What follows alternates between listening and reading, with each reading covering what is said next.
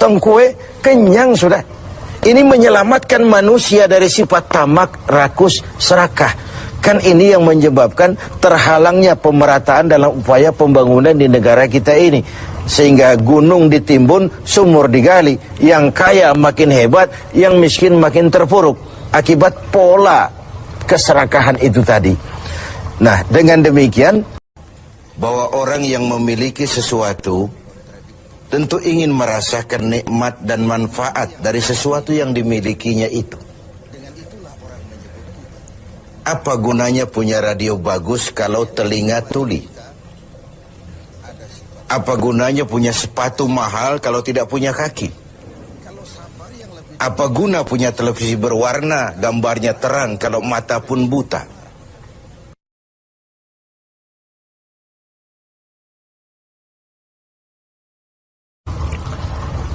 Salah satu misi Islam yang penting adalah membebaskan manusia dari ras, diskriminasi,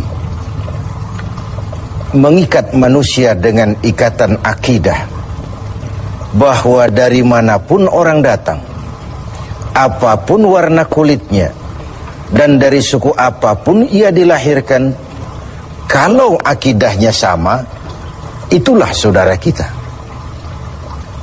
Kita bertujuh orang ini mungkin ada yang dari Betawi, dari Jawa Tengah, dari Jawa Timur. Tapi di sini kita merasa kita adalah satu. Apa yang mengikat kita? Akidah. Ternyata ikatan akidah itu jauh lebih kuat daripada ikatan darah sekalipun. Islam membebaskan manusia dari ras, diskriminasi. Dan Rasul mengajarkan, innallaha la yanzuru ila suwarikum wala ila amwalikum walakin yanzuru ila qulubikum wa a'malikum. Allah itu tidak melihat potonganmu, Allah tidak melihat hartamu, yang Allah lihat adalah hatimu dan amal perbuatanmu. Kemudian satu-satunya yang menyebabkan manusia lebih tinggi dari yang lain adalah ketakwaannya kepada Allah. Sehingga dalam Al-Quran dijelaskan, inna akramakum indallahi atqakum, yang paling mulia di antara kamu dalam pandangan Allah adalah yang paling bertakwa kepadanya. Nah, kita tahu binatang saja harganya nggak sama kan. Sapi itu yang paling mahal, yang badannya paling gemuk, karena harga sapi pada dagingnya. Tapi ada perkutut lebih mahal dari sapi, padahal perkutut dagingnya sedikit, benar. Kenapa bisa terjadi? Karena harga perkutut tidak pada dagingnya, tapi pada suaranya. Lalu di mana harga manusia? Yang paling gemuk boleh saingan sama sapi. Pada suaranya tentu tidak. Allah maha benar, inna akramakum indallah atqakum. Yang paling mulia di antara kamu dalam pandangan Allah adalah yang paling bertakwa kepadanya. Nah, tujuan disyariatkannya pelaksanaan ibadah puasa, tujuan kita semua diperintahkan melaksanakan ibadah puasa, pada penghujung ayat 183 Al-Baqarah jelas, la'allakum tattaqun, agar dengan puasa yang kamu kerjakan itu kamu menjadi orang yang bertakwa kepada Allah Subhanahu wa taala. Jadi puasa yang benar harus mengantarkan pelaksananya mencapai maqam, mencapai tingkatan yang disebut ketakwaan itu tadi.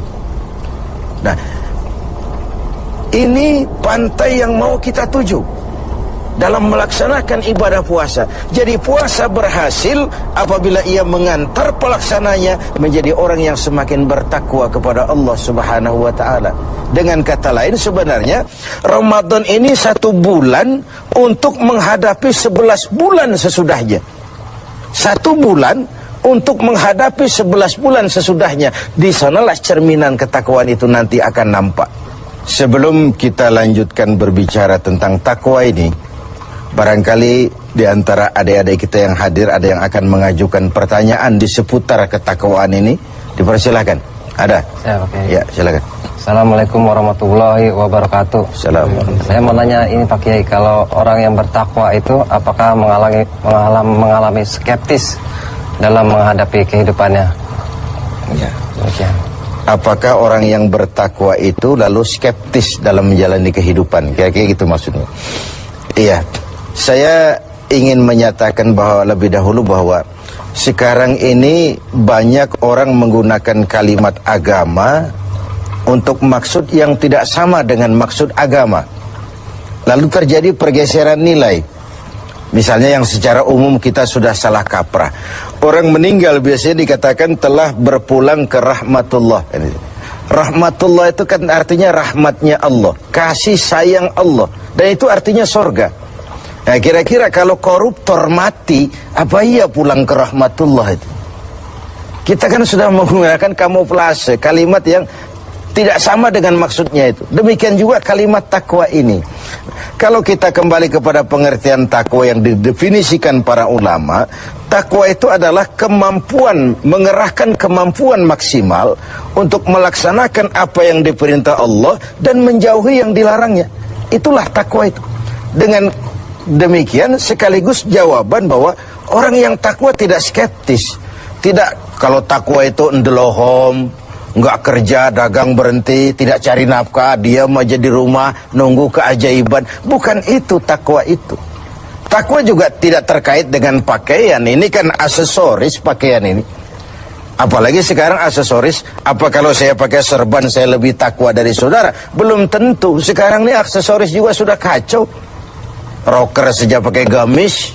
Ini kan sudah kerancuan aksesoris. Jadi sama sekali itu tidak terkait. Dengan demikian orang yang takwa bukan orang yang skeptis. Dia malah harus orang yang optimis menghadapi kehidupan. Karena sesungguhnya yang namanya takwa, kemampuan melaksanakan yang diperintah, kemampuan menjauhi yang dilarang olehnya. Nah, ini sebuah gambaran bahwa disitulah harga manusia itu. Pada kemampuannya menjadi pelaksana yang diperintah Allah dan meninggalkan apa yang dilarangnya. Sehingga kalimat ini kita dudukan, kan ini takwa ini pun sudah jadi lalap di mulut bangsa kita ini. Pejabat kalau dilantik bertakwa, bertakwa, bertakwa. Habis dilantik jabat takwa ngalor dia ngidul. Nggak sinkron, nggak ketemu ujung-ujungnya itu. Nah, baik, saya kembali. Jadi jawabannya, orang yang bertakwa bukan orang yang skeptis, tapi orang yang malah rajin berusaha, giat bekerja, karena dia tahu takwa itu kemampuan melaksanakan yang diperintah, kemampuan menjauhi yang dilarang. Nah, ini sudah cerminan dari usaha manusia. Yang diperintah Allah itu bukan cuma sholat, zakat, puasa, dan haji. Mencari nafkah, menghidupi anak istri, itu perintah Allah. Nggak pantas orang takwa lalu skeptis, nunggu keajaiban. Itu kan ciri zaman